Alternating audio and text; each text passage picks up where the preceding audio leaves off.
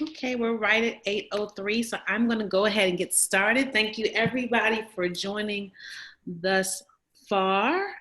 I truly appreciate it. I know we have some others that will be coming, hopefully, to join our little party, our little tarot webinar party. And so I truly appreciate to those who joined on time and who are coming to fellowship and knowledge with me tonight. We've been doing these webinar series. I believe this is the 5th one, and my name is Dewan Price. For those who don't know me, I'm the founder of What One Knows. Again, I think this is about the 4th or 5th session of these webinars. We have done a couple on crystals and just the energy healing power thereof. We've done chakra work. We've done law of attraction. So really covering sort of a wide variety of aspects in the sort of occult space, the metaphysical space, the healing space. And what I wanted to do was talk about tarot. And I know that this has become sort of an, enjoying a renaissance in a sense. A lot of folks are into tarot. If you go online, look on YouTube, lots of readings on Instagram. And I wanted to kind of demystify and clear up some myths that often sort of, surround this space. People, particularly those who were brought up in a traditional Judeo-Christian background, have lots of, I guess you can say, questions or concerns or misunderstandings around tarot. And I wanted to, again, take some time to talk about particularly how it served me and helped me in my life and my growth and my spiritual journey, and sort of to clarify some of the myths around it, as well as illuminate some of the history around it. So I'll talk a bit about, during this session, some of the meanings of the cards, the major cards, particularly the ones that can be scary. But I won't focus too much on that. I won't be talking a lot about spreads. I'll be talking more about this sort of history of tarot, its use, its symbology, why it's a metaphor for the journey of our lives, and how we can use it as a tool and tactic in our spiritual journey and development. And with that, I'm going to go ahead and get started. So I mentioned my name is Dewan Price. I am the founder of What One Knows. What One Knows is a platform and a community focused on sort of my creative vision. I have any number of different sort of facets of my crazy Gemini moon mind sitting out there on the interwebs, but the platform has sort of coalesced around my writing, my poetry, these webinars and courses, and my spiritual journey and helping build community in that space. So I consider myself to be all of the things in this sort of list, and more and more I would add to the list. I'm healer, sort of spiritual consultant and coach, and someone that's here to support you on your journey as you seek questions or may have just needs around sort of where you are on your path, including providing tarot readings and using tarot as a modality, a tool for your growth. Next slide. So I always highlight the platform, and just it's a space, again, that sort of reflects this quote from Maya Angelou. And if you've been to my tarot readings, my webinars before, you know that my sort of mantra around life is not just to survive, but to thrive, and to do it with some passion, compassion, and humor and style, just like Miss Angelou. It's Black History Month, so shout out to Maya, the ancestors. We love you all, and we love how you serve. All right. So I'm going to move on to the next, and please, you all, if you could mute your lines just for a bit. I will open up the line and allow folks to chime in once we take some questions, but we just want to mute the lines for now to ensure that everyone on the line can hear.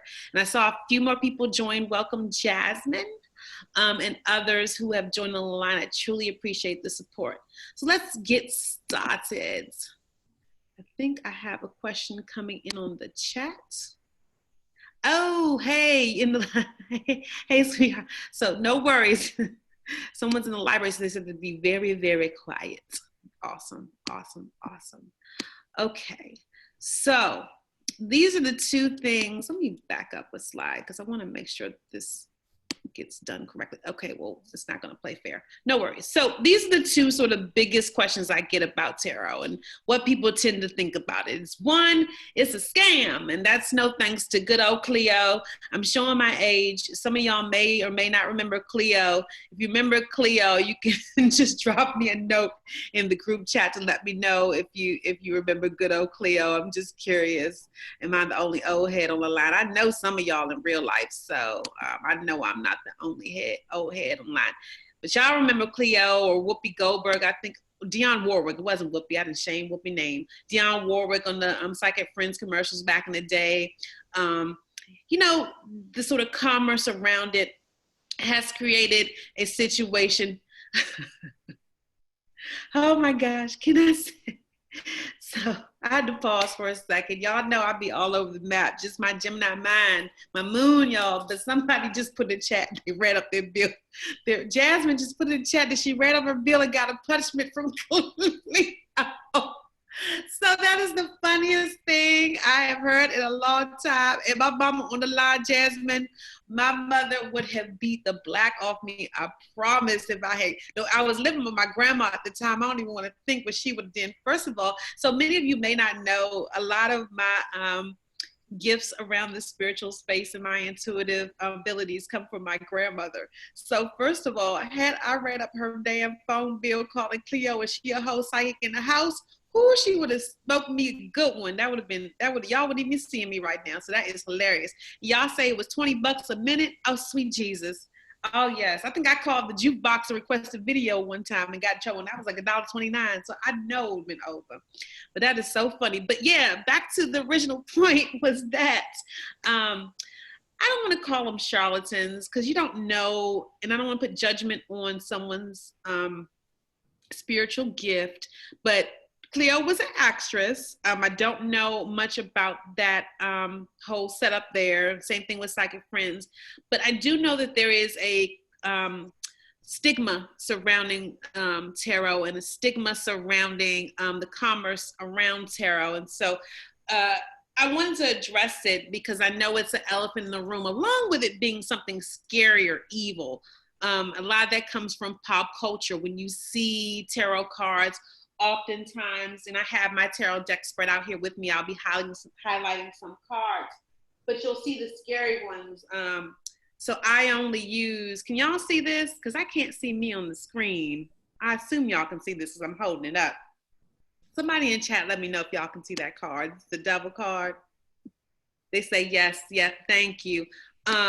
This is from the Melanate Stand Tarot. It's a fully melanated black tarot deck, and I love it. I'm going to be highlighting black tarot decks as part of this chat tonight, this webinar tonight. But I think because the scary cards, and even in this little GIF and this slide, are highlighted, people get scared. People have lots of consternations. I had an email come to me today around this very topic, and that person is on the line if they want to ask a question. I'm not going to call you out, but I did think it was a very good question. I wanted to deep dive in it because of the sort of Christian background that a lot of African Americans have, not all, but some of us, and some of the judgments placed on the occult and tarot and this kind of tool and modality around spirituality, it can create fear, it can create shadows, it can create a sense that there is something wrong, evil, or otherworldly in a not so good way around the tarot experience. And for me, even as a child, I remember going to Sunday school and that being a very, very big deal. And y'all know, like, it's in my birth chart, literally says that I'm going to be drawn to things around the occult. And I resisted that for a long time. I'm Georgetown educated. I got Catholic school running through my blood. But I know my truth, and I know for me, you know, everything from the law of attraction to aspects of Christianity to Judaism to Buddhism to, you know, I mean, I hate to say I take a little bit from every tradition and borrow it, but my journey has presented me with many paths, many tools, and many modalities that help me grow and feel connection to spirit, God, and my inner being, and that's my truth. And tarot being not a religion, again, but a tool. We'll talk more about that. So again, next slide. Nothing scary. And I had to shout out because it is ease by you season for me right now. We're in the middle of a Pisces retrograde, so I'm just feeling spicy around this retrograde, feeling my intuitive senses and my psychic abilities really keyed up, and I'm ready to hit the ground running with readings in every which way during this time of year. I love Pisces season. I don't know if we have any Pisces on the line, but they are my absolute second favorite next to Virgo. What because that's my squad. All right, but nothing to be afraid of. Next question I get a lot is tarot for Black people. And my sort of like snide answer to this, and I'm not going to be snide. I told myself I won't go be snide. I'm as much as Christianity is, right? But, there's zero. So the point around that is, and we'll talk about the history, is both of them come from European traditions. So, and there is questions around tarot, whether or not it emerged from Egypt. We'll dabble a bit about that. A lot of that is sort of the myths that were created around the tarot deck. So for me, I try to take the race factor out of it, in the sense that if you're looking at a traditional tarot deck, and I don't actually have the cards, because we'll talk a bit about why my other cards aren't here. I have 2 tarot decks with me tonight, but here's the Pamela Coleman Smith commemorative edition. Hopefully y'all can see that box set. It is a beautiful deck, but this is the traditional Rider-Waite tarot deck here. That one is a very, very, I would say, European experience. And for me, I use that deck. It does not feel the most authentic in terms of connecting to my spirit. Like I said, I tend to use either the Melanate Stand or the Dust to Onyx. And again, those decks are about the Black experience. They feature Black people, Black artists, any number of creative aspects of what we do. The Dust to Onyx deck is beautiful. I will show you all the box. Everyone knows, and I got the chills just showing y'all the box, so I got to put it away. Got to put it away. I'm laughing. Everyone knows that I'm very funny about that deck. I do not take pictures of it and put it on social media. That is a choice. That deck and I are in a very deep relationship. It is the most charged deck I ever had, and I'll talk about that going forward. So tonight, as I show you cards, I'll be doing it from the Melanate Stand, but if you have questions about Dust to Onyx, let me know. Those are my 2 favorite decks. Again, I have the Rider-Waite, and we'll talk about that a bit, but those are where my focus tends to go with my readings. So if anyone has any initial questions, feel free to pop them in the chat, but I'm going to keep on rolling. So this was fun. It had Beyonce. Shout out to my Virgo boo. All right. So a tarot is a tool of divination. Because I kind of started about what tarot isn't. It isn't a scam. People may leverage it as a scam, but people leverage everything as a scam, including traditional religions. And it's nothing to be afraid of, because again, it's a reflection of consciousness and your current state of consciousness. When I started to understand that and understand tarot as a sort of map of where my mindset was, it essentially changed my life. I was resistant to using tarot, even when I had different kinds of cards, like you've seen me probably use on my lives, these crystal intentions cards, or you maybe see me use the Love Yourself deck by Louise Hay. Those were kind of my entry point into tarot, because they felt, I guess you say, a little bit more neutral. I still had lots of concerns, and some of the ones that you all online may share around what they, tarot actually meant. I didn't have a good insight about it, but a friend and another sister in the sort of spiritual journey read for me. She taught me a lot about how to use tarot, and that was the sort of gateway, I guess, to me being open. And I think you have to be open if you decide to use this in your spiritual journey, because again, It's going to be it's a philosophical system, but it's going to be very much charged with your belief structure around it. So if you come in with, oh, it's scary, it's dangerous, the cards you pull are very likely going to be, in your mind, you'll perceive them as scary and dangerous. There are no cards in this deck that scare me. There's some I snatch my edges. There's some that I probably don't want to see. There are times with this Dust to Onyx tarot that I won't even open it up and read for myself for months. I just need time. You have to vibrate with the experience. And I think that once you become very much in tune with your inner being, you'll know what makes sense for you, and you'll know when it's time to either get a reading or read for yourself, or learn, what modality might work for you if it's not tarot. Again, it's a tool of divination, not a religion. And again, it's a reflection of your current life patterns. We'll talk a bit more into this about how this is a metaphor for the hero's journey. And just out of curiosity, does anyone know on the line? I know we got some scholars on the line. I'm pretty sure a few of you have heard of the hero's journey. Joseph Campbell, anybody on the line?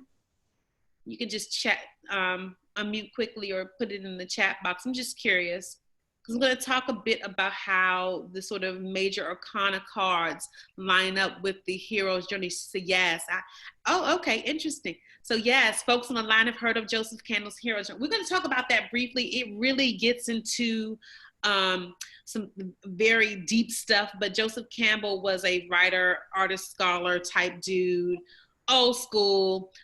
If you've ever seen Star Wars, the movie Star Wars, it's based on the hero's journey. It's about you being faced with all your inner demons and going through sort of the challenges of life, starting off as sort of the fool. And that's the first card in the tarot. And you know what would have been smart? If I had laid these in order, but I didn't. But there's the fool, the first card in the major arcana. And a fool in the sense that you're innocent. You don't know what's going on in the world. And, of course, it ends at the world. But showing you that card to sort of show you that it was an entry point. To me, I had the revelation, and of course, I wasn't the only person, but I had the revelation that this was a metaphor for the hero's journey. And the hero's journey comes up in so many different religious systems. It comes up in Kabbalah. It comes up in the chakra system. It comes up in all different journeys we go through life, because these are archetypes. These are mirrors and windows of our human experience, and they're not unique to any one religion or one experience. And so for me, I see the patterns. I feel like Neo in the Matrix, man. I just see it. I'd be like, oh, I'm so smart. And then I Google it and someone else was smart before me. But I'd be like, okay, well, at least I'm not making this up. At least it's either a projection of my reality or I'm on to something. So any questions about that? I think understanding that, again, tarot is a nice map of where your head is at is a good way to sort of get a sense of it. It does not predict the future. It can give you an outlay of what future circumstances may look like, but I don't believe personally that is a predictor. Your inner being, inner spirit, your guide can create your reality in the sense that your thoughts, your personal vibration, your beliefs will fold before you what life has in store, and you have your destiny or whatever have you. But the tarot, again, is just a sort of it's like a GPS a bit. It's not going to give you the directions, but can tell you if you need to reroute. I like that. That was off the top, like I'm freestyling. Hey, a brief history of tarot. So you got the good sis reading the tarot. I tried to keep it, the melanin sustained in this, because I really want to make sure you see yourselves in this experience, despite the fact that tarot did start in the late 14th, early 15th century in Europe. So tarot was originally, the cards as we know them today came later, but originally it was a playing decks. I love that you love the visuals. Thank you for that. It makes me feel good. Pat on the back. Originally a playing deck. So all of us have played spades. Oh, confession, I can't play spades. I will never be your spades partner. I will renege. I am awful. I barely can play tonk. I just miss those days. I guess I was reading books or something. I missed those. Anyway, I can't jump double dutch either. I derail because my ADD. coming back. Playing cards. So if you have ever used a suite of playing cards, you know that they have 4 suits. Originally, the tarot decks were that as well. They were with the European nobility hand-painted cards. I think you can see a version of this, if I'm thinking correctly, in the Marie Antoinette film. Because I know Napoleon and his wife were big tarot people, but even if that's not the case, they were hand painted at that time, not unlike, you know, early times with the Bible when it was handwritten, and the only people that had access to it before the printing press were nobility. They were hand painted based on gentry, royal gentry. The suites even today, if you're using the Rider-Waite deck or some of the other decks, still reflect the sort of European gentry, the families that they base the cards off of. Again, I don't necessarily connect with those decks, but that's sort of the impetus of where these things started. Now, where it gets interesting is, and I'm relying on my notes a bit because it's a little bit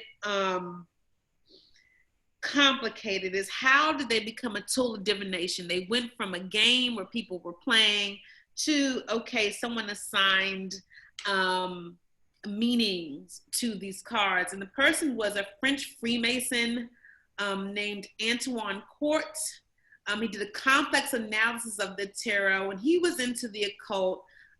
This is where it gets real Da Vinci Code, because he was saying when assigning these meanings that essentially the Catholic Church had all this knowledge that they had obtained from the Egyptians and were hiding it. And then he released it based on a system within the tarot. Now, I've watched a number of different documentaries on this, read a number of different books. It still goes a bit over my head how it all kind of came together. There were a lot of players and secret societies and like the Masons, and this is what, again, makes people nervous. But John Baptiste Aliat, a French occultist, released the first tarot deck designed specifically for divinatory purposes, as opposed to a parlor game. So this bruh had a hand in it as well. So suffice to say, it started, as all things do, with someone's idea. Whether or not that history or that inspiration, divine inspiration they got, is tied to Egypt, I can't say for sure. But I do know my experience with the cards that I use give me a sense that they were divinely inspired. And another thing I was thinking about this morning is that at some point between when Rider-Waite came out and when all the different versions of tarot came out, we made a collective decision, we being those of us that follow tarot, that, you know, assign these cards different meanings. And so I think the energetic pattern, and I'm getting real woo-woo here, so follow me. I think that energetic sort of agreement creates meaning behind the cards as well. So whether or not they emerge from a pyramid in Egypt is sort of a secondary issue for me, but what is of more interest to me is how we create these archetypes, whether it be in the traditional religions, whether it be from tea leaves or pendulums or teacups, even these modalities that create shared belief, palm reading, etc., that allow people to channel spirit. Because I tell you, one of the things I have in my notes is I don't need cards to do reading, but they do aid and provide a tool to help me understand where a person is at any point in their journey. The cards are revelatory. It never ceases to amaze me. If you've ever done a reading with me, you'll see the shock on my face, because I'll be stunned sometimes, even when I read for myself, because the accuracy, and I think it's because I've gotten to agreement with my deck, and I'll talk more about relating to your deck. I know some folks on this line have decks that they're working with. Others have, tried and not been successful in the past. But again, it's a relationship. It's a piece of spirit sort of pouring out around your journey, tying you to the tool. For me, I have a full relationship with my dust to honest. Oh, child, it's a thing, but not sort of as a crutch, but as again, a tool. So again, dates back to Europe. bunch of occultists, Freemason types, secret society types. There's a great YouTube documentary on this. I highly recommend it. I forgot to include it in the links with the resources, so I can send that out. But it can give you the deep dive on all those fancy folks and their playing cards and everything they used to do with those tarot decks back in the day. But what's of real interest is when they became a tool of divination, rather, and that is sort of where we're going to continue our discussion. So the Rider-Waite, here it is. This is the deck that most of you all are familiar with. These images are iconic. When you can get them on t-shirts and Urban Outfitters now, it's insane. But what I think is interesting about this, and again, around the African American, Black diaspora, African sort of experience, is the artist, Pamela Coleman Smith. Now, there is some debate on whether or not Pam, I'm gonna call her Pam, was of Jamaican descent and what her background was. But she is an artist, and she did the art for the Rider-Waite deck. The images that you're familiar with, those iconic images, and I'll go back a slide so you can see some of the ones. It's flashing kind of fast, but I know you've seen these before. She's the artist that hand drew them all at very nominal fees. Sis didn't even get paid. That's how I know she a sister, because they ain't pay her. And all these people making all these money off these cards. But anywho, I don't know if she was white passing. I don't know the whole background. I tried to do a deep dig on that. But to me, she looks like a woman of color, and they say she's of Jamaican descent. She is an artist. Her art is absolutely beautiful. And the art that she did on the cards, the vibrant colors. Now, the sort of innovation she did, which made this deck so popular, beyond the fact that they allow, you were able to print them and get them mass produced, was she put images of people on all the cards. So, with the deck that I have today, because I don't have my Rider-Waite with me, I actually left it under my bed in my old place, and I'll explain that in a bit. But you'll see their images, and the images again help us connect to it, because all of us can relate to an image. And the sort of hero journey I was talking about, especially when we talk about the major arcana and going through that journey, is all related to the imagery of it, the beauty of it, and the color she used. But she put faces on all of them. Prior to that, like if you pulled a 6 of cups, there would just be 6 cups on the card. Or some of them were sort of difficult to tell exactly what they meant, because they didn't have a person, or they only had sort of bare imagery around them. She put all sorts of images in her deck that were tied to Kabbalah, that were tied to other Judeo-Christian traditions, and really made them accessible. People related to it, the bright colors. And this is the most popular deck in America.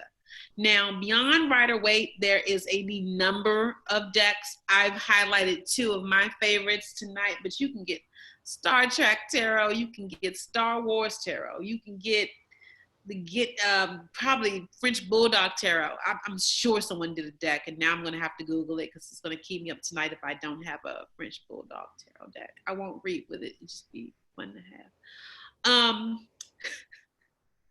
Don't hold me do that. Y'all know how I am with the French Bulldogs. Next slide. So the tarot deck, getting into the weeds. This is a fun slide too. I just want to highlight the Tower. Scares everybody. But this one is just sort of the way I Virgo it out. Just deal with it. You'll pull it every now and again. It just means you're going to undergo some change, and it's all good. Change is good for the soul. I'm in change management. It's a money maker for me. I love change. Tarot deck, 78 cards, 22 major arcana cards. I have my major arcana cards pulled out and spread next to me right now. It was so funny. I could only find 21, and I knew one was missing because there were 22. Who was missing? Oh, Justice. Here she is. Justice was hiding with the rest of the minor arcana cards.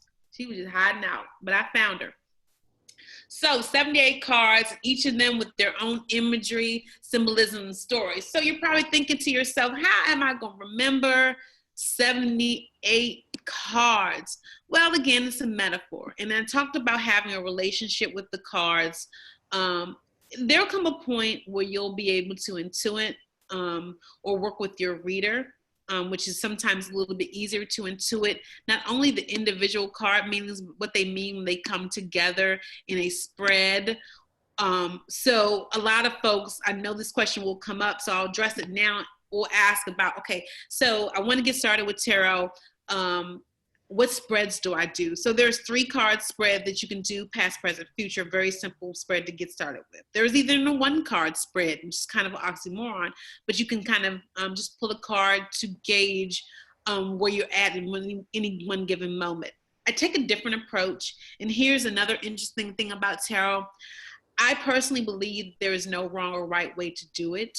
I believe, from my standpoint, it being a spiritual tool that is as unique as our fingerprints, as unique as any other experience you would have in which you are channeling or connecting with universe, God, spirit. And so I am led in my readings to approach them in a very organic way. I am systematized in the sense that I will always shuffle my deck and then have the person I'm reading for shuffle cut as well, because I believe it's important to have your vibration on the deck if you are getting your reading. It also allows you to cultivate a relationship with the deck and connect with me as your reader as well. So it takes a little bit of the fear or trepidation you may be having, and some of the anxiety around the whole process, because I am entering any kind of reading with love. So I want to say I don't do spreads. I do spreads, but I don't believe in being overly systematized with them, because I let my heart, my soul sort of guide me in the direction of how many cards to pull. Y'all know, if y'all ever have been in a session with me, that I channel, and I can feel y'all coming. Y'all always say, y'all, I feel it. I feel them when they come. I just sort of like, here they come. Get the goosebumps. Let it just roll in.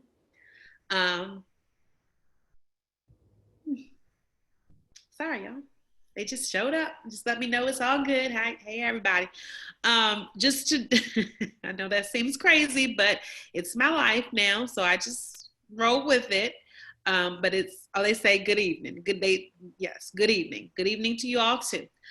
Ancestors is present and they are accounted for. But to say that when I do my readings, I channel from all that. So I will ask in prayer that we be protected from any kind of sense of anything that wouldn't, be of health or of fulfilling, that the experience be a profitable one, to try to take, again, the anxiety out. And then I also really tune into how many cards I should pull. That's always received. At times I will pull a certain amount of cards, and then I will read all of them, or I will be led to believe that some of them will be read later. And so I will do all of those things at any given reading, just because I'm leading from intuition. And again, the cards become a tool to support me in that sort of revelatory way. So as I mentioned, the 22 major arcana cards, we're going to look at them, lead us down a sort of roll, the trials, tribulations, and the beauty of life.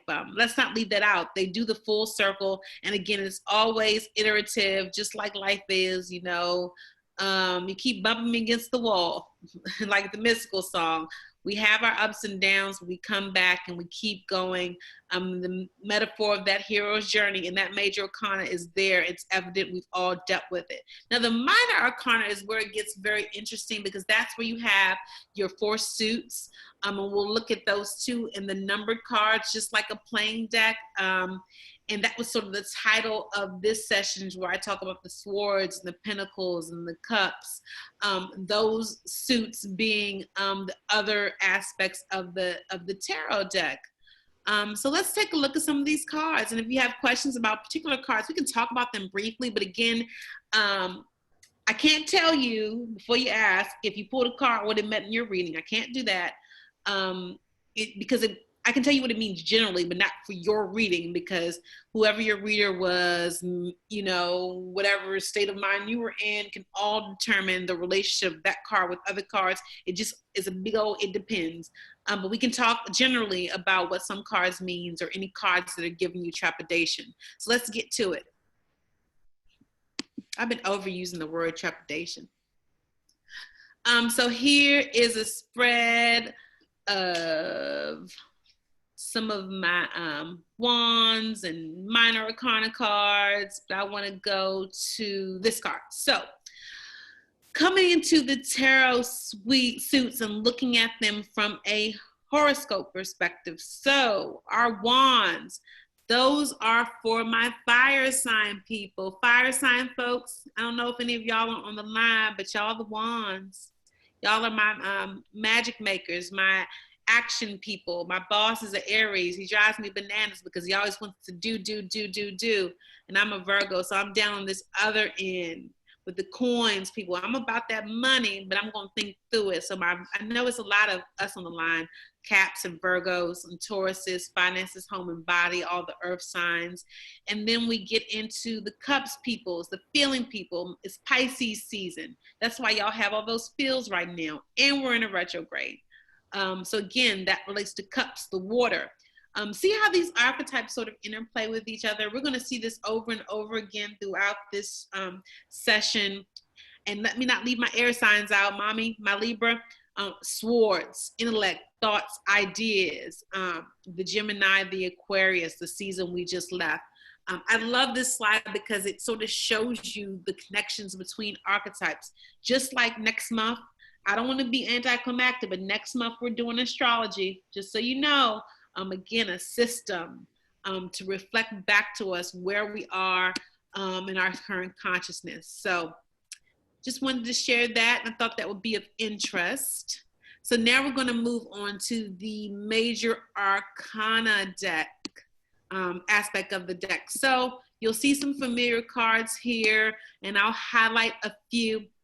And also I want to demystify another thing. So I always see this when I'm doing readings. Y'all in the middle of reading, it's all going good, and then y'all pull a card that's reversed, and you just can see the little soul jump out your body and you're worried. I never let that at this point sort of knock me off my game doing a reading, or even being on the receiving end of a reading, because when I see a card, and that's what I love about the Dust of Onyx Tarot, because it does not freak you out if you have a card that's in the reverse position or a suspended position. It just sort of gives you insight into where you are as it pertains to that particular meaning of that card. So reverse should not scare you, should not, along with any aspect of the tarot, even the 15 and 16 down here, Tower and Devil. It's okay. You know, life is change. But again, it's a temperature check. And we know, another thing that never ceases to amaze me is that when the cards come out, you know where you are with your life. Most of the people that come to me for readings, at least, are very self-aware. They know where their strengths and limitations are. And so it becomes revelatory when they see the cards sort of laid out and you know, putting a map on where they know they are. But it's confirmation, and it's an opportunity to do better. Like if I pull the Devil card and I know I've been over shopping, that's on me. Or if I've been too flirty with the sexuality piece, that's on me. It's slow down, baby girl. And that's a gift. That's nothing to fear. So running through these, I'm not going to talk about all of them, but I'll highlight a few in the beginning. The Fool, I talked about that card a bit earlier. And where is she? Homegirl. They made her so cute in this deck. I love it. She just looked like she, you know, on Black Clueless, just enjoying her life. And that's sort of what the Fool is. It's at the beginning. You know, you pull the Fool card, it can mean any number of good things, but it's just, you know, there's no number assigned to it. But it's the beginning of a great opportunity, the beginning of a new start in life. It can mean any number, a beginning of a new love affair. If you pull the Fool and the Lovers together, sometimes that's what that can mean. But at the end of the day, I wanted to highlight on this card that it may seem that you should be pulling the Fool as your first card, but it can show up any time in a reading.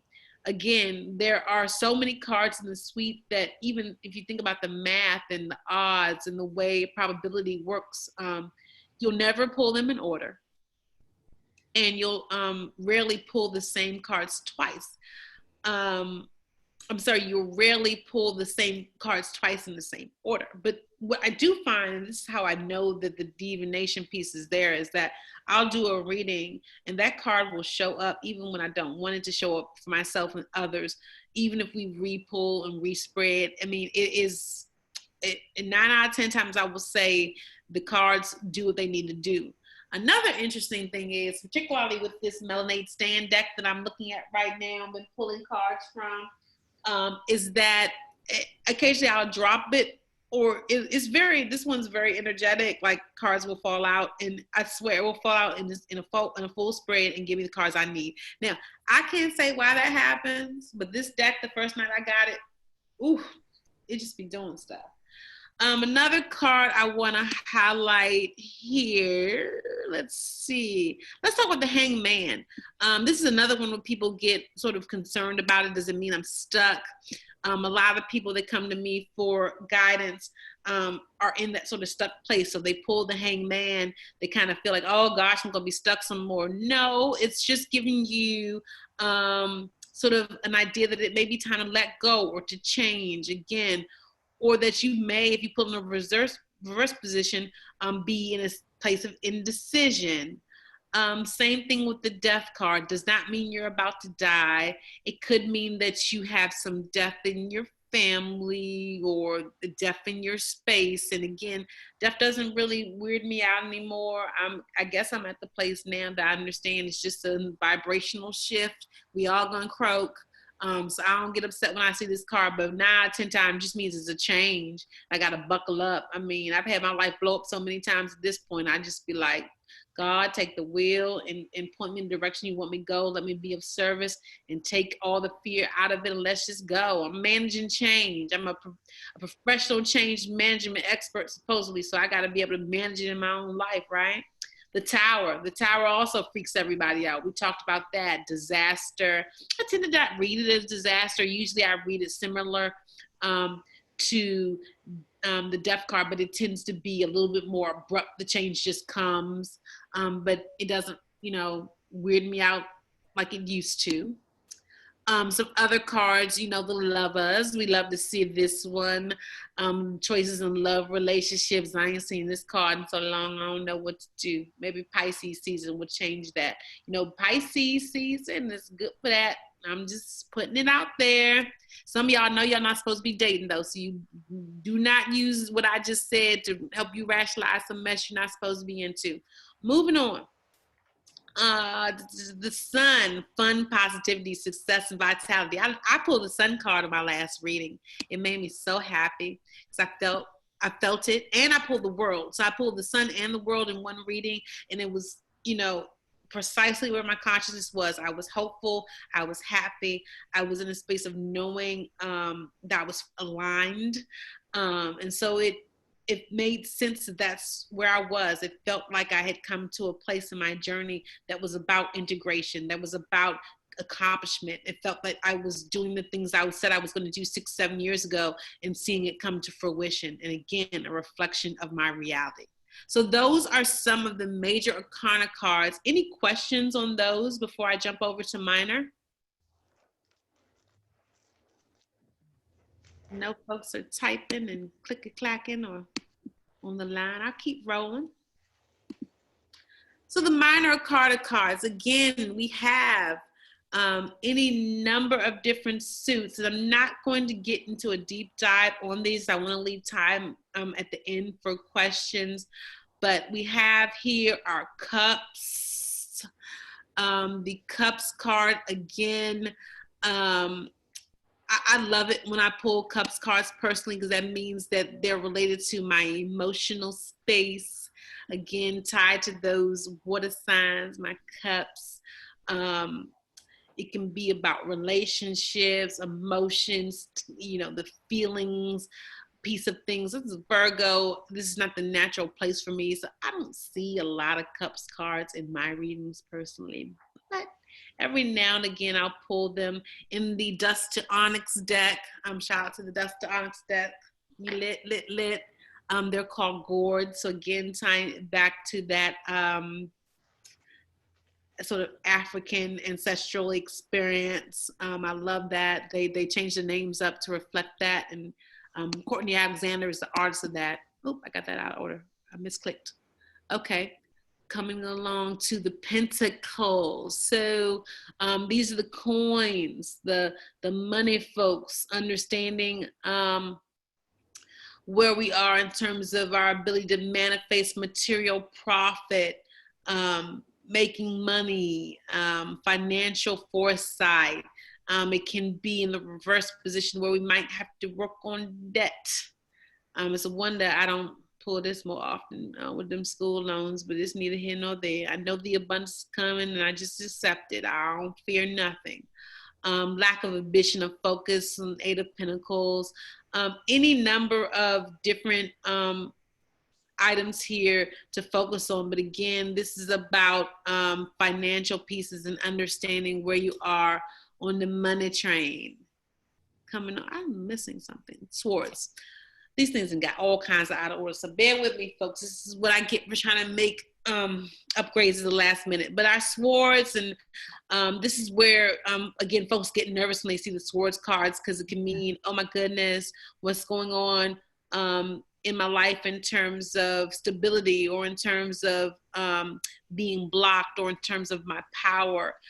This is a sign that there may be some upheaval. If you're pulling a lot of swords cards or things you're battling against, 9 out of 10 times it's a battle with yourself. If you're pulling a lot of swords cards, I encourage people to do that, in that sort of inner work, because your outer life is always a reflection of where your inner life is. So if you're having a lot of arguments with folks, if you're having a lot of, she said, now you tell me. But you knew that, love. You knew that. You knew, we talked about that a bit.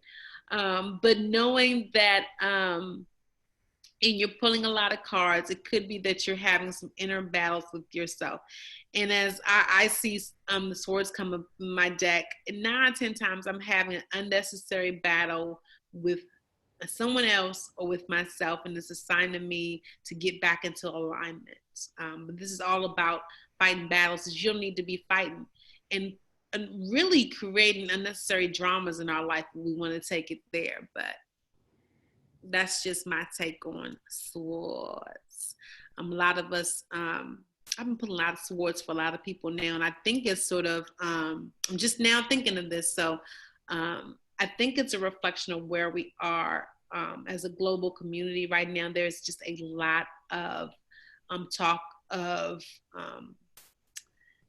strife, war, famine, disease, lots of sort of in the political space. And I don't watch news. Everybody knows I don't watch news. I'm not trying to be willfully ignorant, but I will not allow that mess into my vibration. I refuse.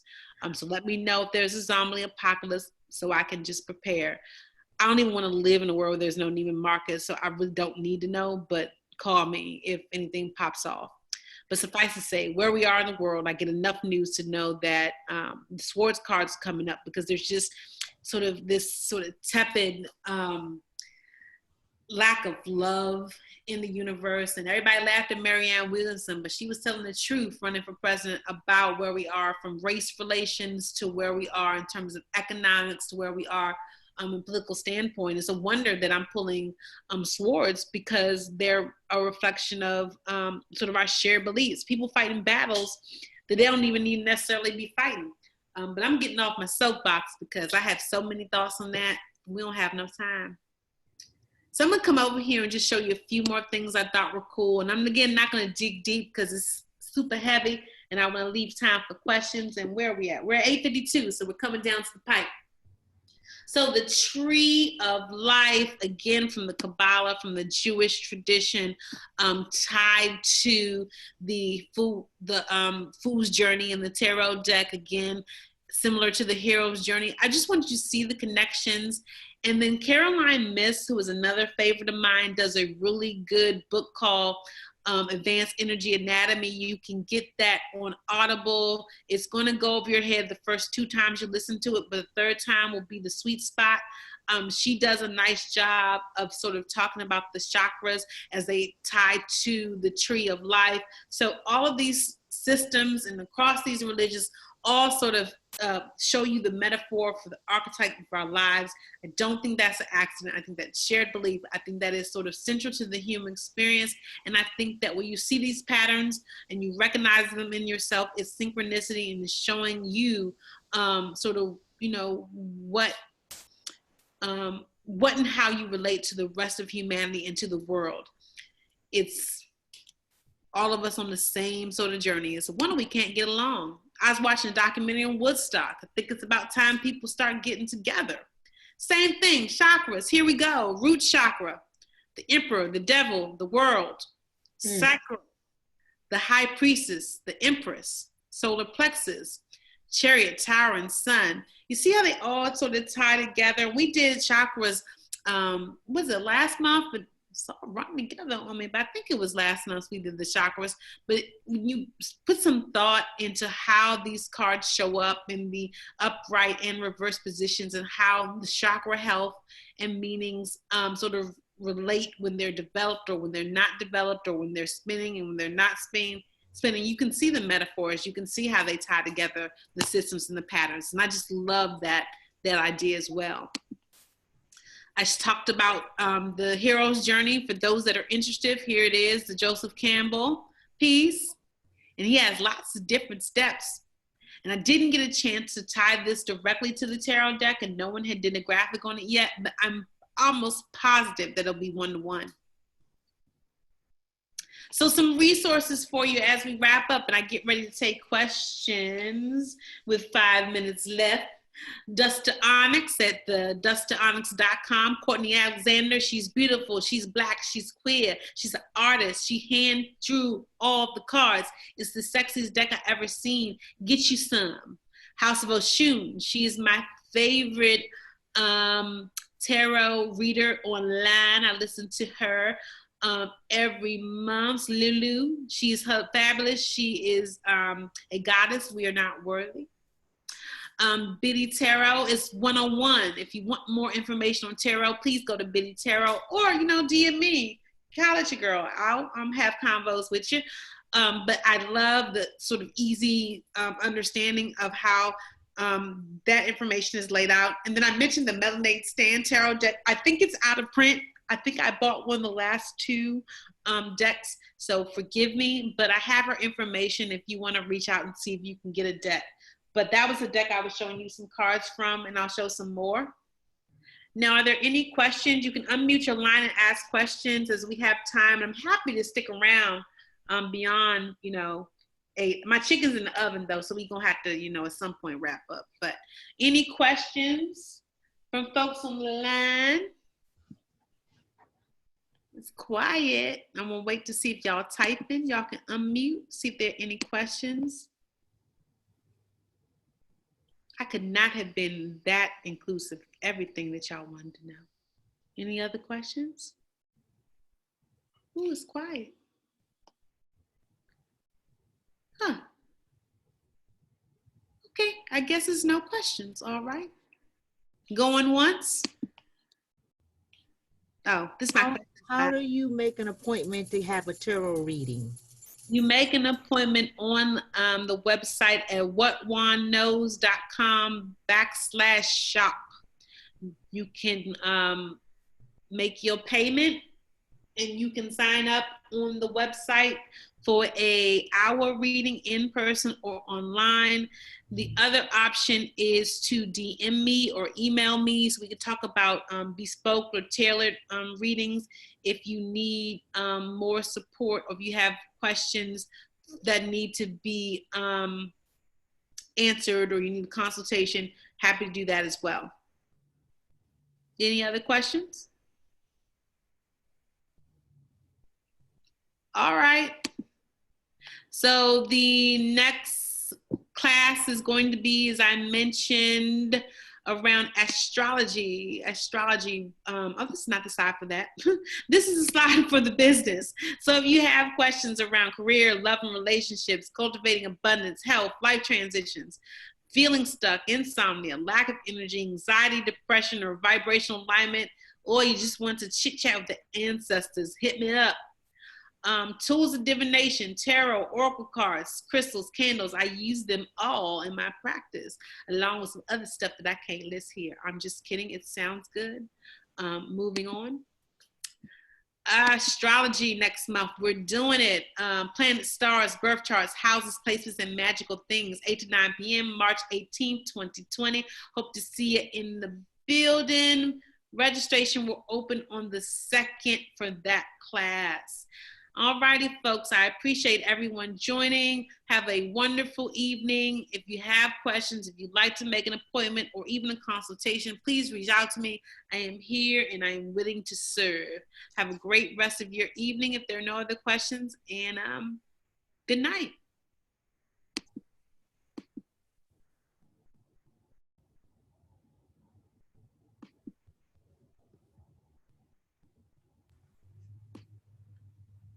Thank you, Dewan. You're welcome. Good night.